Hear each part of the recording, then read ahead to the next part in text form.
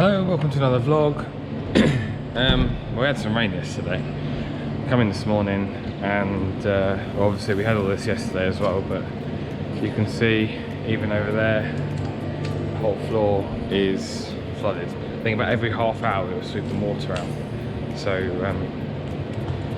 yeah, even the MOT bay. I think most of that's probably just run off of cars, but it is quite deep. So a bit of work to do today.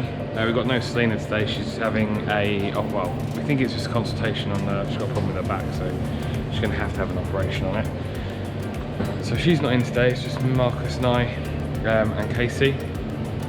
So my plan this morning is to get on. I've got a couple of my 9 and 10 o'clock MOTs are already here.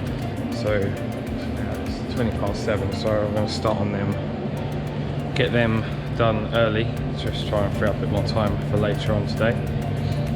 We did do we had 2 really good candidates for our office admin job.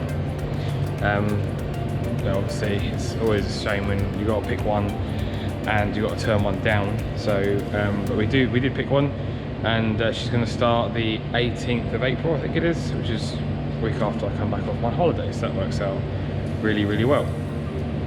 One of the bigger jobs we've had this week, we had this Freelander in. This had a clutch apparently 18 months ago, and I don't know if it's still, yes. Oh, now the compressor's quieting down, so hopefully the camera will adjust. There we are. This is the release bearing, clutch release bearing. This is what pushes on your clutch to disengage it, and all of this should be together, all in one piece. Where the other bit is, oh yeah, all this there, so all of that should all be together, and it's not. And if I come and show you the new one, I'll show you what it should look like. You can see there it is all in one piece, it's all together. So that was what it actually came in for initially. In fact, it lost the clutch pedal kind of, there was still some resistance there, but it was like right on the floor and wouldn't change gears. We managed to get to change gears, but the biting point really wasn't good. And while we were there, we also found out, come over here, I can't really move that out of the way, but see where we parked these marks.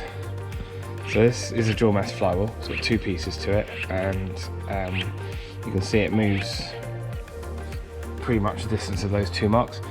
Those 2 marks, there's teeth on the back there. We've counted 7 teeth. We contacted the manufacturer just to see what the tolerance was. 6 teeth. So that's also worn. And we've contacted the customer, waiting to hear back from them whether they want us to change the flywheel or not. We've all heard of cars that have had water leaks. And this is a friend of mine's. It's actually kind of particularly bad. This one I picked up this morning. Left him with the courtesy car. And if I can find the key in my pocket, unlock the car. This has been quite a bad water leak. If you can see water coming up. There you go. You can see the water in the carpet. And we actually found out. We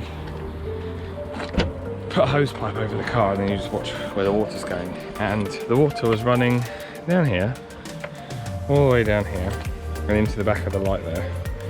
And if I lift the carpet up as well, it was actually running. You could see it running down here, and that channel there goes all the way forwards and goes underneath the rear seat. And behind the rear lights you've got like a spongy seal, might be rubber, I haven't actually checked. And yeah, it was going behind that seal, coming into the car and going into the footbox. So that's the job we've got to do. I think Casey's probably going to do that today. And then we've got to dry the carpet out. So I've got an electric fan we're using in the office. That one down there, heater, that we're going to rig up. We're going to rig that up inside the car, just to dry the carpet out. So another interesting job. And yeah, so that'll be it for this week. Please click the subscribe button, hit the like button, comment, whatever you want to do, and I'll catch you next week.